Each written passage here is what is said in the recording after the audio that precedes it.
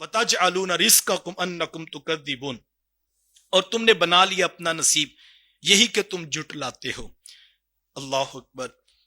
اس کا شان نزول یہ ہے کہ اللہ کے رسول صلی اللہ علیہ وآلہ وسلم غالباً حدیبیہ کے مقام پر یا کسی اور دن رات حضور علیہ السلام کے پاس رات کو بارش ہوئی، تو حضور نے صحابہ سے فرمایا کہ کچھ لوگوں نے شکر ادا کیا ہے اور کچھ نے کفر کیا ہے۔ تو عرض کی کہ حضور یہ کیسے؟ تو حضور فرمایا کہ رات بارش ہوئی ہے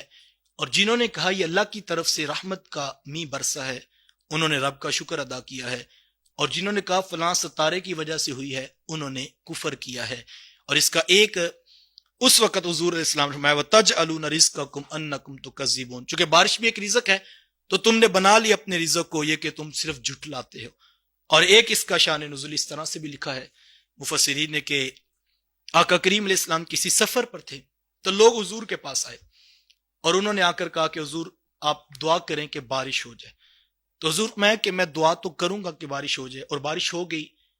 تو ایسا نہ ہو کہ تم میں سے کوئی کہے کہ یہ ستارے کی وجہ سے بارش ہوئی ہے۔ اللہ اکبر۔ میرے حضور کو کتنا یقین ہے اپنے اٹھے ہوئے ہاتھوں پر۔ حضور ہمارے میں دعا کروں گا رب بارش بھی نازل کرے، لیکن اگلی بات جو کسی کے ذہن میں آنی ہے، اتنے لوگ بیٹھے ہیں، مجھے کس کے ذہن میں کیا آنا ہے مجھے تو نہیں پتا، لیکن لوگ آ کے کہتے ہیں حضور دعا کریں، ہاتھ اٹھائیے اللہ بارش نازل فرما دے۔ میرے حضور یہ نہیں کہتے تم اپنے رب سے ڈائریکٹ مانگ لو۔ اچھا ان کو کس نے بتایا تھا؟ ان کا رب سے تعلق نہیں تھا، وہ بھی تو رب کے بندے تھے، وہ حضور سے آ کے کیوں کہتے ہیں حضور آپ ہاتھ اٹھائیں اللہ بارش نازل کر دے؟ یہی کہا جاتا ہے نا کہ ڈائریکٹ مانگنا چاہیے، وہ نبی سے کیوں آ کے کہہ رہے ہیں؟ وہ بھی تو اللہ کے بندے تھے، ہاتھ اٹھاتے صحابہ تھے، ایسی جماعت کہ ان کے بعد کوئی ایسی جماعت آئی نہیں۔ ان کا یقین عقیدہ یہی تھا، اور انہوں نے دین میرے اور آپ سے نہیں سیکھا تھا، انہوں نے آج کے مولوی صاحب سے دین نہیں سیکھا تھا، حضور والا انہوں نے دین ڈائریکٹ اللہ کے رسول سے سیکھا ہوا تھا۔ اور حضور یہ نہیں کہتے کہ جاؤ رب سے مانگو، وہ شارق سے زیادہ وَنَحْنُ أَقْرَبُ إِلَيْهِ مِنْ حَبْلِ الْوَرِيدِ، یہ صحابہ نے بھی پڑھا ہوا تھا کہ وہ شارق سے زیادہ قریب ہے، یہ صحابہ نے بھی پڑھا ہوا تھا جیب دعوت الداعی اذا دعان، جب بھی اس کو پکارو پکار سنتا ہے۔ یہ صحابہ کو بھی پتا تھا اللہ کے علاوہ کسی اور کے بت کے پاس جانا یہ شرک ہوتا ہے، وہ حضور کے پاس آ کر یہ کیوں کہتے ہیں کہ حضور دعا کیجئے اللہ بارش نازل فرما دے؟ اور حضور یہ نہیں کہتے بھئی بارش اللہ کے حکم سے آتی ہے، میں دعا کروں گا تو تم بھی دعا کر لو، بلکہ میرے حضور اس سے آگے بات فرماتے ہیں جو ان کے ذہنوں میں بعد میں کسی کے آنی تھی۔ حضور فرماتے ہیں میں دعا تو کروں گا بارش بھی آئے گی، لیکن خدشہ اس بات کا ہے کہ تم میں سے کوئی کہے گا کہ بارش تو ستارے کی وجہ سے آئی ہے۔ تو لوگوں نے کہا نہیں حضور آپ دعا فرما دیں۔ اللہ اکبر۔ حضور سفر میں حضور نے 2 نفل پڑھے اور پھر حضور نے دعا فرمائی، اور یہ تو آپ جانتے ہی ہیں کہ جب حضور کے ہاتھ اٹھتے ہیں پھر دعائیں کتنی جلدی قبول ہوتی۔ صحابہ فرماتے ہیں امڑ کے بادل آئے اور پھر مینہ برسنے لگا،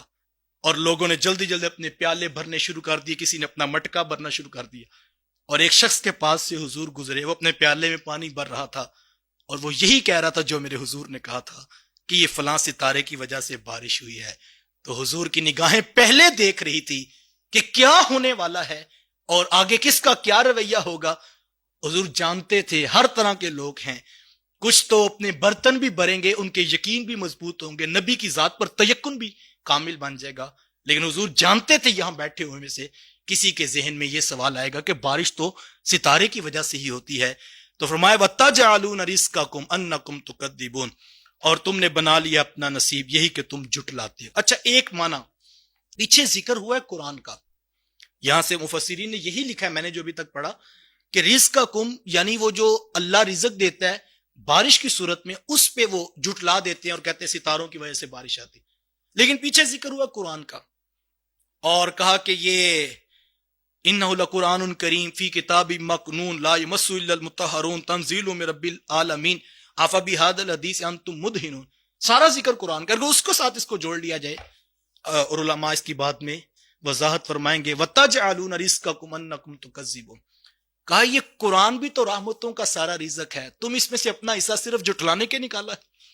اس سے اور بہت کچھ نکل سکتا، تم نے اس میں سے صرف اپنا حصہ یہی نکالا کہ تم اس کو جھٹلاتے ہو۔